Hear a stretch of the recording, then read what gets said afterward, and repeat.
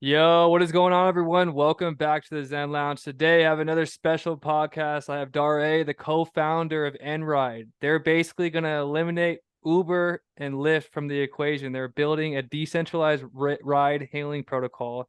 They're developing a peer-to-peer system that eliminates the middleman and creates a more efficient, transparent way for us to have peer-to-peer applications like Uber and Lyft. And we're going to learn a lot more about their roadmap, their vision for the future.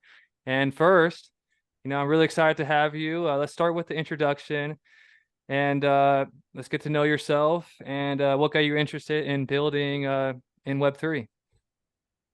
Nice. Yeah. Thank you for the intro and super happy to be here and share with you guys what our vision with nRide is. So, I guess to answer your question about what got me into Web3 is prior to getting into Web3, I was within traditional finance. So, doing the whole investment banking thing. And in my stint within investment banking, just felt like I was maintaining a system that a lot of people may say is flawed in various different ways and inefficient.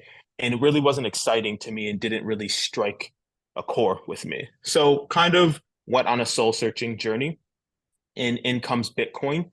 And through Bitcoin, learned about blockchain technology and smart contracts and was just plugged in basically and thought this is super innovative and can change the future. So that's kind of how I got into Web3. So you seem like a young guy. Where are you located? What part of the world are you from? And if you mind sharing about how old are you?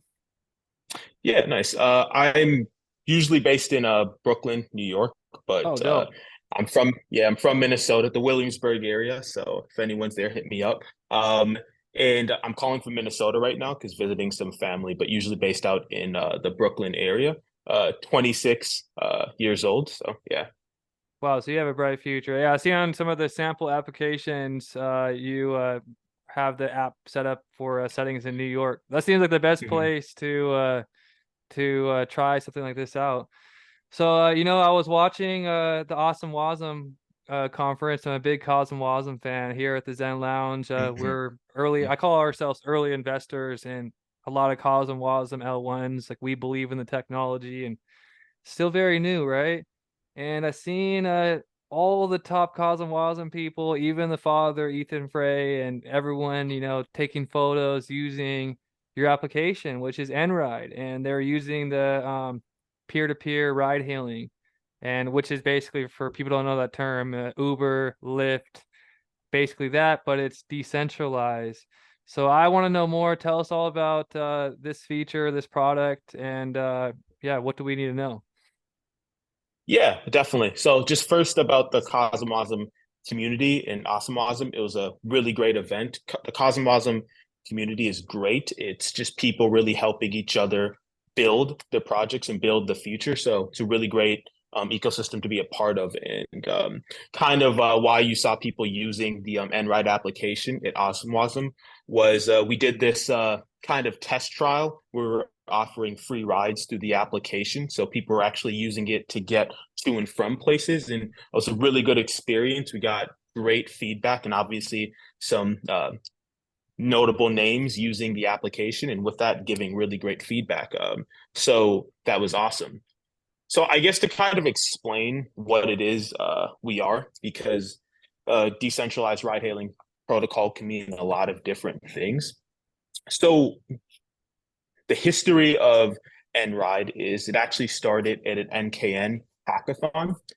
And Martin, who's our lead technical person, won a grant there to flesh out a proof of concept for the application. So we really focused in the beginning stages on building a decentralized ride hailing application. So think of it like your standard applications like Lyft, Uber, and that sort of thing, but has a lot of different elements underneath the hood. And with building that, we quickly realized that a lot of the building blocks of which the application were built on top of could actually be used to power the next fleet of gig economy focused applications. And what gig economy is can be task based jobs like TaskRabbit or Uber or Lyft, or it can be delivery based jobs like DoorDash and that sort of thing. Because we really believe that gig economy focused applications pair well with peer-to-peer because of the nature of it. It's peer-to-peer by nature. So that's kind of what we're building, and we want to create that ecosystem of gig economy applications that leverage our applications and promote decentralized aspects for pure efficiencies. So how we're actually incorporating it on the ride hailing side through the application is first off, we have a DAO. So users own the ride hailing applications and they can steer the technical vision of the application and various different aspects of it. And things like this have been attempted before and have been tried with a partnership structure and co-op structure. But and this has been specifically within the London area, but there's been a lot of pain points because of the inefficiencies of actually decision making. But obviously, as you know, with a DAO, that can be democratized and made really efficient. And we're live on DAO, and we leverage that with a lot of the decision making we make today. So that's one great aspect.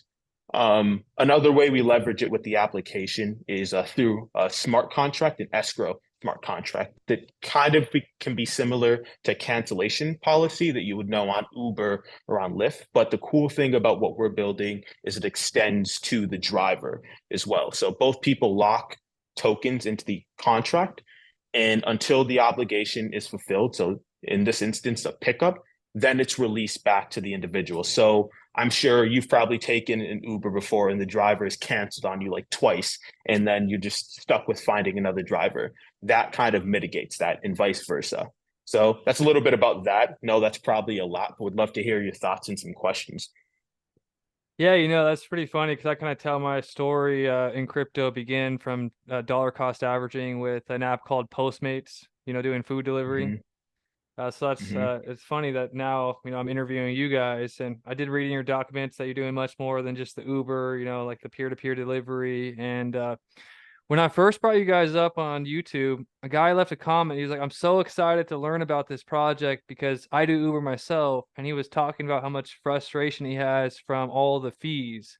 So like he does all this work, and then Uber, the middleman, which is what you guys are aiming to basically cut out, they're taking so much of the fees from what his work, and he was kind of complaining about that. uh I heard it's like up to 35% or more fees that they're taking. I don't know the exact number, but when you tell people about this that are in the industry, do they get excited about it?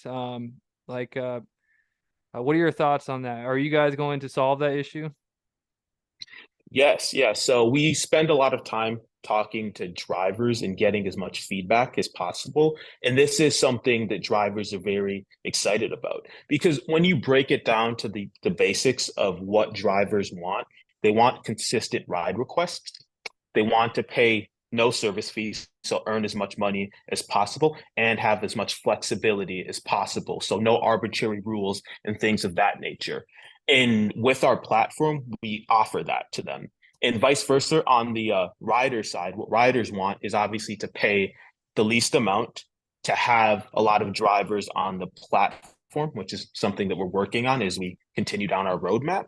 And yeah, and just be able to like get rides in an efficient manner. And with that, we also offer that with our platform and give riders the flexibility to choose their price through a bidding system and things of that nature. So if they're price sensitive, they can pick the lowest price because they're going to get multiple different bids from drivers once they post a request and things of that nature. So our focus is just really listening to the users and giving them what they want while taking the arbitrary rules that a lot of these giants impose on their users. So just making it as low touch as possible in that sense, but then also giving them a really good platform to connect with one another. Because that's the problem that we're seeing within the industry. The business objectives of Uber and these platforms don't align with their users.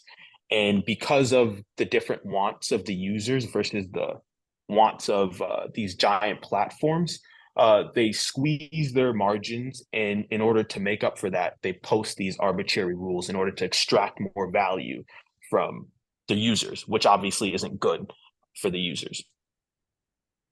So where are you guys at in the development of the nRide side of things, the Uber side of things? Like, can I download this application on my phone? Was what happening in Cosmwasm? Was that just like a test run? Are you guys only operating in certain jurisdictions? Like, where are we at right now? Like, maybe someone's super excited. Can someone download the app right now and start getting involved, or do we have some more time to go? Yeah, so there's multiple different ways to get involved. So the DAO is live on DAO, so you can join that. We have a Discord, our Twitter DMs are open, but we do have an application in the test flight phase. So you can get the application on test flight, or if you have an Android, you can download it directly and test the application and give a lot of feedback. It isn't live quite yet. We still have an MVP and we're still really trying to iterate and get more user feedback to build the best application possible. So it's basically just on testnet right now. Exactly. Okay. And when you mentioned DAO, just so everyone's clear that's watching, DAO, so you guys are building on a Juno network, I'm assuming, Yes. powered by Cosmwasm. Awesome, awesome. hmm So, like we talked about, so this application, it's all open source to the GitHub. I think you mentioned people can contribute to it, and it's gonna. I think I was reading somewhere that it's gonna be instead of having like a bunch of different applications to do a bunch of different things, the goal is to have one application that could do so many different gig economy type of things. Is that correct? Yes, to a certain extent. I think what you're getting at is a shared user base, basically. Okay, yeah. So another cool aspect about the protocol and what we're trying to push for and what our vision is to be able to have a pool of drivers that if an application is looking to build something, let's say it's a delivery application or a new ride hailing application, they can tap into that shared pool of drivers to basically get over the hurdle of having to bootstrap a critical driver base, which is an extreme barrier to entry. So that's one aspect of it. So it does create this ecosystem of interconnected applications and a shared user base. Okay, great. So you brought up your vision. So how would you define your guys' ultimate vision for this project? Yeah, that's a really good question. The ultimate vision is basically where we have a shared user base where applications can leverage our protocol to build really efficient gig economy applications that promote Web3 concepts. So they're owned by the actual users that can power the platform, make the decision making. There's a lot of their low service fees and things of that nature. And that like I said earlier, that pairs very well with the gig economy because it is peer to peer by nature in that sense. So really building those efficient applications on top of our platform. And like I said, it's that ecosystem in a sense, and that's the grand vision of nRide. So whatever the application looks like in whatever industry that's in is up to the developers and the builder, but really just promoting those concepts. Do you think that this application, I know a bunch of people from Juno community are going to probably tune in. Do you think that this could also help capture a lot of value for value back to the Juno network itself, utilizing and building on this network? Do you think it could help? Yes, definitely, because we do have smart contracts that are on the Juno network, and our token has utility in the smart contract, the escrow smart contract that I mentioned earlier. So obviously, if you have a positive network effect of people using that, that correlates to the Juno network and growing that.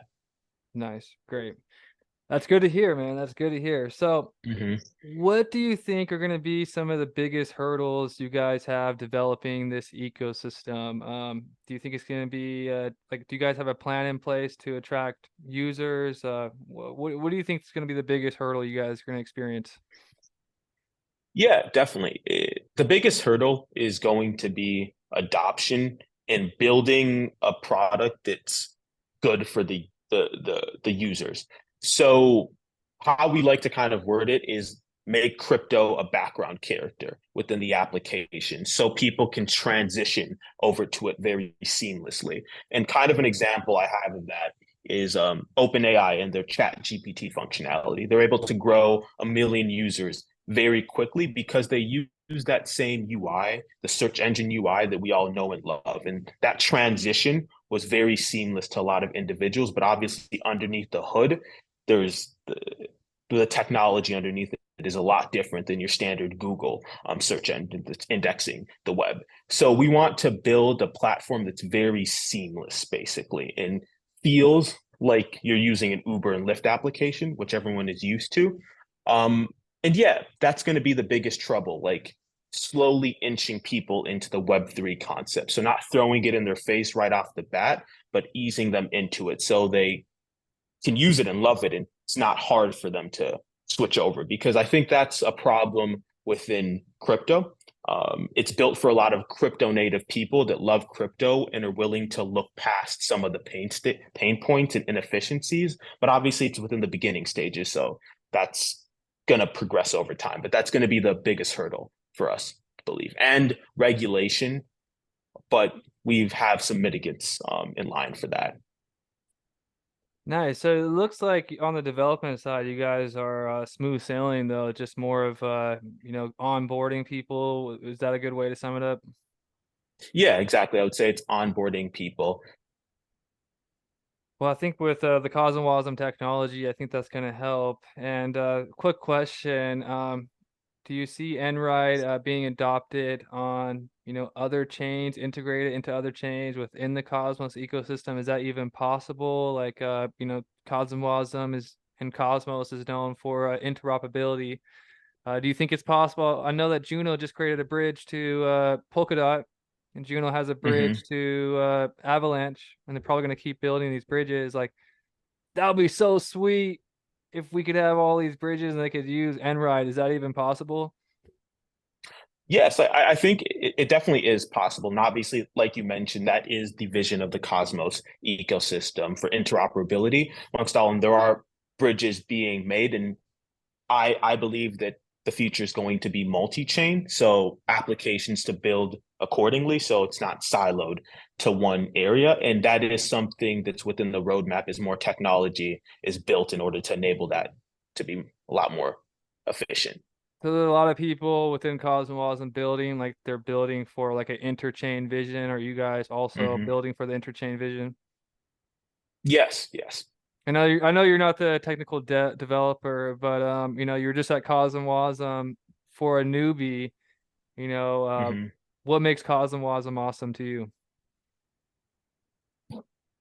First off, it's the community around it. It's very community driven in the sense of helping one another grow in that sense. But then obviously it really helps with that multi-chain future that you spoke of, especially within the Cosmos ecosystem and being able to launch on other chain because of the packages that you're able to leverage through Cosmwasm. So that really made things very efficient to build for the tech side of nRide. But yeah, for me, from outside of the technical side, I really think within the Cosmwasm ecosystem, it's really the people that are helping one another grow and partner together to grow crypto as a whole. Awesome, awesome. So you mentioned a few times, you have the DAO. So I'm assuming you have your own independent DAO on Mhm. DAO. Can you explain the token, the utility behind it, or do you have the tokenomics available for the token itself, and like where someone could also purchase these tokens? Yeah, so the utility of the token is one, it's a governance token. So you're able to stake it in DAO and submit proposals and vote on proposals. But then it's also used in the escrow smart contract that I mentioned earlier. Those are the tokens that are locked when an agreement or a ride request is agreed upon, and you lock the nRide token in there, and those are what are released back to individuals, basically to have a stake within the request. So that's the utility. You can buy the nRide token on Osmosis. We're live on there and have a pool on there. And yeah. That's awesome, man. So let's end with a few things. What does the future look like? Give us a roadmap for the project. Is there anything to look forward to in the short term, uh, midterm, and long term for the project? Like any alpha you could drop, or what can we get excited for in the next few months? Yeah, so we are launching in London, and we're specifically targeting for our initial go to market. We're targeting taxi drivers because of some regulation that I mentioned earlier. That's our mitigant. Not to get in too deep to it, but taxi drivers can be hailed through an application and don't need to be basically, yeah, they're their own business basically. So they're a lot more efficient to deal with rather than Uber and private hire drivers. But we're really working on integrating drivers into our registry, and we're going to be featured on podcasts that are directed within the ride, the taxi driver community. So we're really going to start growing our driver base. That's something to stay tuned for. But then also we're going to start fleshing out the application a lot more, especially given the feedback that we got at Cosmwasm and just general users testing it for sure. So those are some things to really stay tuned for. Well, I do want to add something that we talk about offline. You have your heart and soul into this. I don't think people understand that also your father has a background being a taxi driver. So I'm sure you know firsthand how you could solve solutions because you grew up in a household that was part of that industry. So I think you're the right person in the right position to achieve this vision. Do you feel the same way? Yeah, definitely. I think myself and the rest of our team are definitely the right people. And yeah, I'm glad that you mentioned that. So growing up, my dad, sorry, was a taxi driver, and my brothers and myself he would use us as a sounding board to talk a lot about the inefficiencies that existed within the taxi industry. Extremely hardworking individual, and a lot of taxi drivers or entrepreneur or ride hailing drivers in general are entrepreneurs that are extremely hardworking and basically just saw the extractive nature of the platforms that they were using and things of that nature.